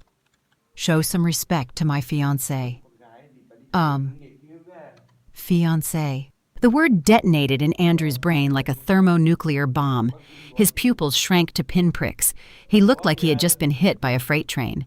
His eyes darted wildly between Julian and Elle, from Julian's hand resting on her waist to Elle's calm, serene face. Fiancé. She was Julian Pierce's fiancé. The Julian Pierce, the phantom god of Wall Street, the man who could make Andrew's father beg on his knees. She was his. You... Andrew's lips trembled violently. His voice was a pathetic rasp. That's impossible. Julian ignored his shock entirely. He didn't waste a microsecond looking at Andrew. Instead, he tilted his head toward Elle, his voice dropping to a murmur only she could hear. Are you all right? Elle nodded. Julian then turned his gaze back to Andrew. This time, a new element entered his voice. Not anger, something vastly more terrifying, cold, calculated extermination. By the way, Julian stated flatly, effective tomorrow morning, all Vance Group credit lines held by Pierce-affiliated banks will be frozen. Your pledged shares are already sitting at the margin call threshold, aren't they? Julian paused. The corner of his mouth twitched in a microscopic, lethal smirk. I'm initiating a short position on Vance Group. Andrew's knees gave out. The blood literally vanished from his face. His extremities turned to ice. His mind went completely blank. His heart seized, then released with a pain so blinding he nearly collapsed. Shorting Vance Group with the financial nuclear arsenal of Pierce Capital behind it. This wasn't a threat. It was an execution order. Andrew stared at Elle pressed against Julian's side. He wanted to lunge at her, grab her hand, scream, ask why. Why did she leave so ruthlessly? Why did she align with his ultimate enemy? Why wouldn't she even give him the dignity of her hatred? But his legs were filled with lead, because he finally truly understood. The gap between him and Julian Pierce was not something effort could bridge. It was the gap between an ant and a god. He thought he was at the top of the pyramid, but standing before Julian, he wasn't even on the stairs. And Elle, the woman he treated as a disposable tool, was now standing on the true summit beside a man Andrew could never hope to touch. Savannah, shivering in the corner, was paralyzed with terror. Seeing Julian's face, she turned gray. She didn't know exactly who he was, but she recognized the suffocating aura of ultimate power. She opened her mouth to call for Andrew, but no sound came out. Julian gave Andrew one final glance, filled with nothing but casual pity. Then he turned and, keeping his hand securely on Elle's back, guided her out of the lounge. Their silhouettes disappeared into the blinding lights of the main hall. Andrew was left alone. His legs finally failed him, and he crashed onto the sofa, looking as if his spine had been ripped out. Cold sweat soaked his custom shirt. His fingers trembled uncontrollably. Savannah crawled over her wet hand, grabbing his sleeve. "Drew, don't touch me!" He violently shoved her away. His voice was an unrecognizable guttural roar. Savannah scrambled back, sobbing hysterically, but Andrew didn't care. He buried his face in his trembling hands. His heart felt like it was detonating, not because of the margin call, not because of the impending corporate bankruptcy, but because of the way she had looked at him with complete, absolute, undisturbed indifference. It was infinitely worse than hate.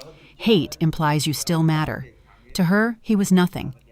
The next morning, the nightmare became reality. Julian Pierce kept his word. At 9 a.m., right as the bell rang on Wall Street, 3 major banks affiliated with Pierce Capital simultaneously issued notices freezing all Vance Group credit lines, demanding immediate repayment of short-term loans within 30 days. Simultaneously, institutional investors initiated a massive coordinated dump of Vance Group stock on the secondary market. The attack was precise, overwhelming, and merciless, like a scalpel slicing through a jugular vein. 30 minutes into trading, the stock was down 9%. By noon, it plunged 14%. Before the closing bell, the SEC halted trading on the ticker. The financial world exploded. The news that Pierce Capital was shorting Vance Group hit the Bloomberg terminals like a shockwave. Everyone knew what it meant. If Pierce was shorting you, you were marked for death. Andrew had been locked in the boardroom since 9 a.m. The table was buried in margin call notices, legal threats, and liquidity reports. The phones screamed endlessly. Mr. Vance Chase is demanding $200 million in additional collateral by Friday. Mr. Vance, 3 major suppliers have halted shipments pending cash in advance confirmation. Mr. Vance. Legal says if the stock drops another point when trading resumes, the banks will liquidate the pledged family shares. Every update was a knife to the gut. Andrew sat at the head of the table. His legal pad was blank. His eyes were bruised and sunken, his lips cracked and white. At 4 p.m., the fatal blow arrived. The CFO walked in his face, looking like a corpse. "Mr. Vance, we have a leak." "I'll speak." Pierce Capital's legal division filed a whistleblower report with the SEC this afternoon. The CFO's voice shook. "Regarding accounting irregularities in our corporate art acquisition division." Andrew's head snapped up. "What irregularities?" "Inflated appraisals and undisclosed related party transactions." Sweat poured down the CFO's face. "They allege that for the past 3 years we've systematically manipulated art valuations to funnel off-book capital. The evidence packet they submitted is bulletproof." Andrew stopped breathing. The Art Acquisition Division. That was Elle's old department. She knew every transaction, every appraisal, every wire transfer. If anyone knew where the bodies were buried, it was her. No, not if. It was her. The illegal funneling was executed by Andrew and his uncle. Elle only handled the legitimate curatorial work. But as the division head, she had to have noticed the shadow ledgers. She knew. She always knew. But while she was with him, she never breathed a word. And now she had handed the executioner's axe directly to Julian Pierce. Andrew slowly leaned back in his chair, staring up at the harsh fluorescent lights. He suddenly burst into laughter. It was a broken, jagged sound like coughing up shattered glass. She was brutal. 1,000 times more brutal than he could have ever imagined. She wasn't just getting revenge. She was methodically, surgically dismantling his entire empire brick by brick. That evening, Richard Vance, lying in his hospital bed, saw the CNN alert about the SEC investigation. The monitor screamed. His blood pressure spiked to 230. The doctors rushed in with the defibrillator. They saved his life, but the right side of his body was paralyzed. A massive stroke. Andrew received the news sitting in the darkened boardroom. The city lights flickered outside. He picked up his phone. A text from his uncle, the vice chairman. Emergency board vote concluded. Your tenure as CEO is terminated effective immediately. Andrew stared at the text. He set the phone down carefully, stood up, and walked to the floor-to-ceiling window. New York City sprawled beneath him, an endless grid of power and light. But as of today, he was no longer part of it. He had been permanently expelled from his own dynasty. And it all started 2 months ago with one sentence in a ballroom, marrying her temporarily. Temporary, he whispered, his lips twitching. He rested his forehead against the cold glass. He finally admitted it. Elle wasn't crazy. She wasn't overreacting. He deserved every single second of this agony. He had never been worthy of her. The rain was apocalyptic, as if the sky had ripped open to drown the city. Water smashed against the asphalt, kicking up a blinding white mist. Andrew Vance stood in the torrential downpour outside Elle's West Village brownstone. He didn't know how he found the address. Maybe it was the PI's final report before the checks bounced. Maybe he remembered her mentioning the sycamore trees. He was soaked to the bone. His hair was plastered to his skull, his ruined bespoke suit covered in street grime, his Italian leather shoes waterlogged. He had been standing there for 40 minutes. A doorman from a neighboring building tried to shoo him away, but he didn't move. Eventually, the doorman gave up. Andrew stood like a shattered gargoyle abandoned in the storm. It was all over. After the trading halt lifted, Vance Group stock gapped down to penny stock territory. Federal agents raided the headquarters, seizing servers. His uncle was appointed acting chairman and immediately threw Andrew under the bus, claiming the fraud was Andrew's rogue operation. His family disowned him. Savannah was gone too. The day his Amex was declined, she packed her bags and vanished without a word, stealing 2 limited edition Rolexes from his dresser. The irony was suffocating. Every woman in his life left the exact same way. The only difference was Elle left millions in Hermes and diamonds behind as a monument to her pride, while Savannah took everything that wasn't nailed down. He had nothing. No power, no money, no family. Only the freezing rain and the warm light glowing from the 3rd-floor window of Elle's studio. He stared up at the light. The rain washed over his face, mixing with tears he could no longer hold back. His lips were blue, his body shivering violently, but he couldn't feel the cold. The void inside him was infinitely colder. At 7:13 p.m., the light in the window turned off. His heart hammered against his ribs. 5 minutes later, the heavy glass door of the building pushed open. Elle walked out. She wore a classic camel trench coat and held a clear umbrella. Her ankle boots clicked sharply against the wet stone steps. She was looking at her iPhone, typing a quick reply to an email. The moment Andrew saw her, the last of his strength evaporated. His knees buckled, and he collapsed heavily onto the flooded sidewalk, splashing filthy water onto his face. He was on his knees. The rain hammered his skull, washing away the final shreds of his dignity. Hearing the splash, Elle stopped. She looked up. 3 yards away, a man was kneeling in a puddle. His ruined suit clung to his emaciated frame. His face was ghostly pale, his lips blue, but his eyes were a violently bloodshot, desperate red. He looked like a madman who hadn't slept in weeks. Elle stood perfectly still under her umbrella. The rain cascading off the plastic dome created an impenetrable barrier between her world and his. She didn't speak. Elle. Andrew rasped, his voice completely broken, barely audible over the storm. His Adam's apple bobbed agonizingly. Elle. He crawled forward on his knees, his hands scraping against the rough NYC concrete. His fingers were pruned and white. He looked up at the woman on the steps, rain and tears streaming down his face. "I was wrong," he sobbed. "I was so wrong. It wasn't a game." In that moment, Andrew Vance's arrogance, his entitlement, his superiority, it all shattered and washed into the gutter. "I kicked Savannah out. No, she left." He gasped for air. "Elle, since the day you left, everything collapsed. I haven't slept. I haven't eaten. I spent 2 months realizing you were never temporary to me. You were never temporary." He dragged himself closer, his trembling hand reaching out toward the hem of her trench coat.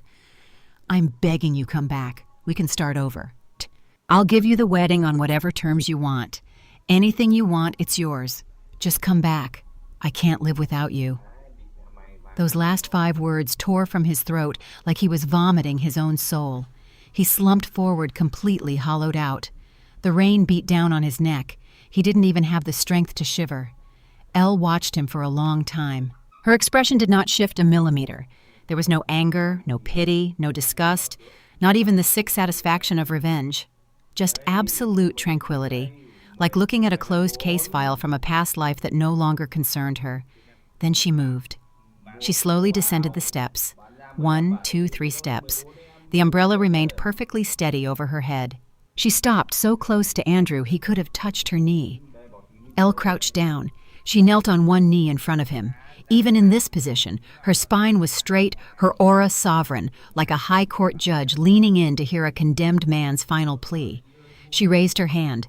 Her long, elegant fingers lightly touched his filthy, wet cheek. The contact was so gentle that Andrew flinched violently. A blinding flash of hope ignited in his chest. She softened. "I won. I can still fix this." But her next words ground his delusions into dust. "Andrew," she called his name softly, her voice cutting clearly through the rain. "When you stood behind that door and told them you were marrying me temporarily, you sounded so incredibly confident. Didn't you—" Andrew stopped breathing. Elle's fingers slipped from his cheek, carrying a smudge of street grime. She stared at her fingers, then calmly pulled a tissue from her pocket and wiped them clean. The movement was elegant to the point of cruelty. "Thank you for that reminder, by the way," she said quietly. She stood up, looking down at the man groveling in the mud. "It allowed me to liquidate all my Vance Group equity at its absolute peak." She gave him one final look. No hate, no love, just an impenetrable, lethal indifference. "The man you are right now isn't even worthy to shine the soles of my boots." She turned around. The umbrella spun slightly, shedding water. Her stride was unbroken, decisive. She walked through the puddles, the streetlights catching the splashing water like shattered diamonds. She didn't look back once. Andrew remained on his knees in the storm. His mouth hung open. His eyes were locked onto her fading silhouette. He wanted to scream, to run, to tackle her and beg, but his body refused to obey him. His life was permanently out of his control. The rain intensified. Elle's silhouette vanished around the corner of the block. Idling silently on the cross street was a black Maybach, its headlights piercing the rain. The rear door pushed open from the inside. A strong, aristocratic hand reached out and firmly took Elle's umbrella as she slid into the cabin.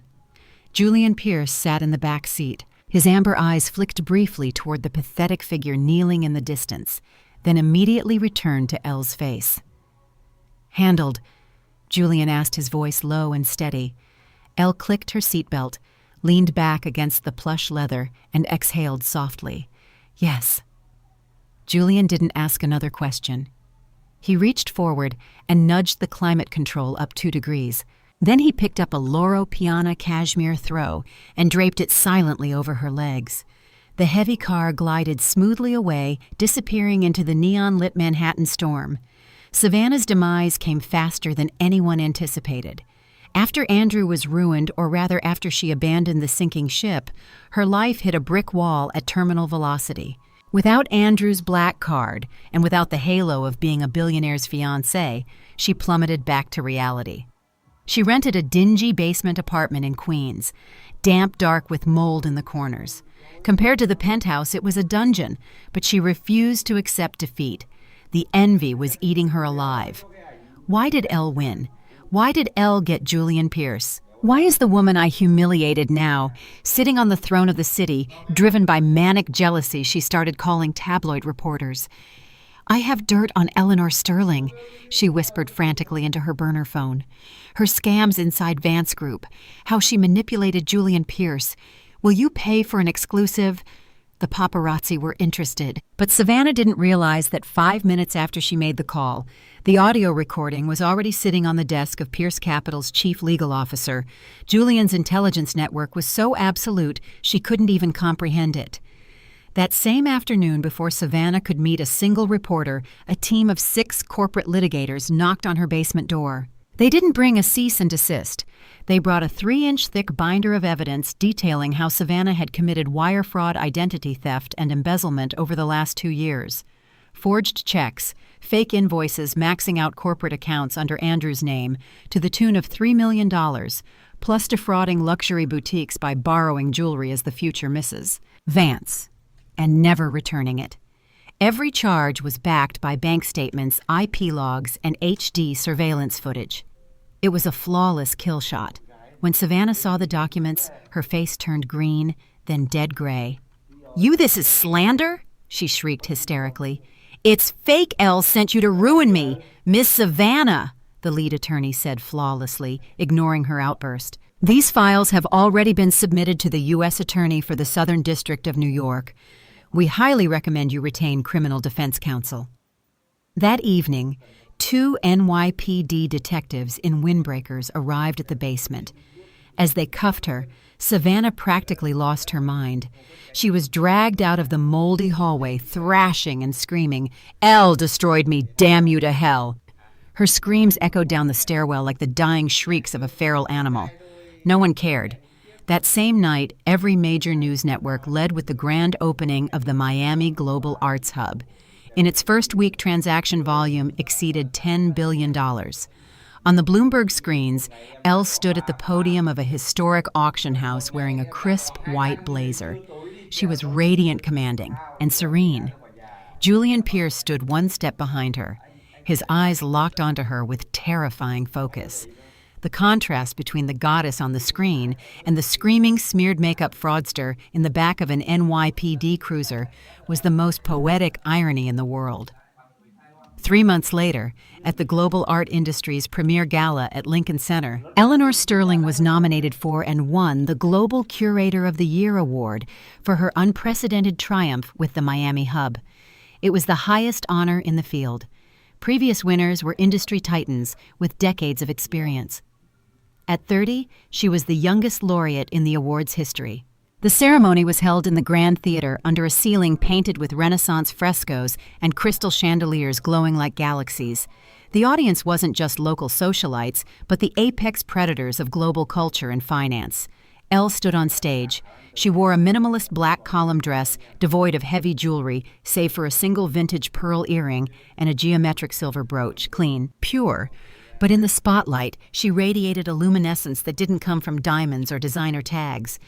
It came from a woman who had conquered her universe, emitting an unbreakable inner peace and supreme confidence.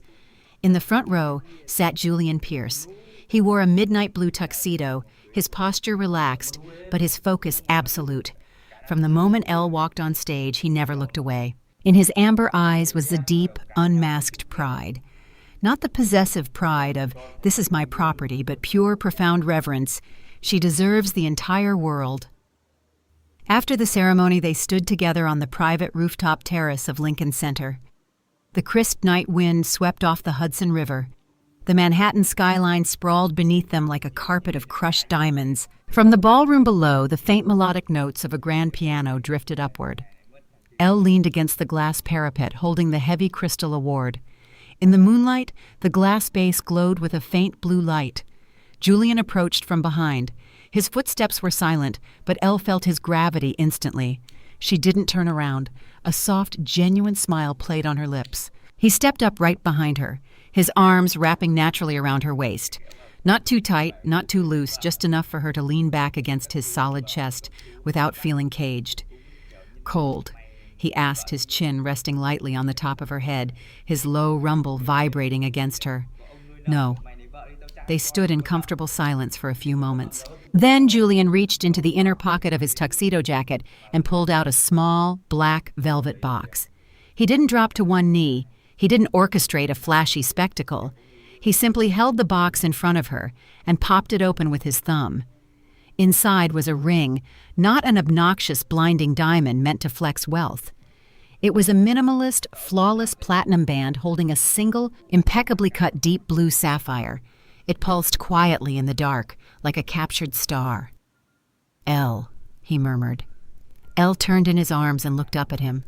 The moonlight washed over his sharp features, making his amber eyes look transparent and incredibly tender. She had never seen this look in any man's eyes. No possessiveness, no condescension, no unspoken demand that she owe him her life. Only equal, sincere, bottomless devotion.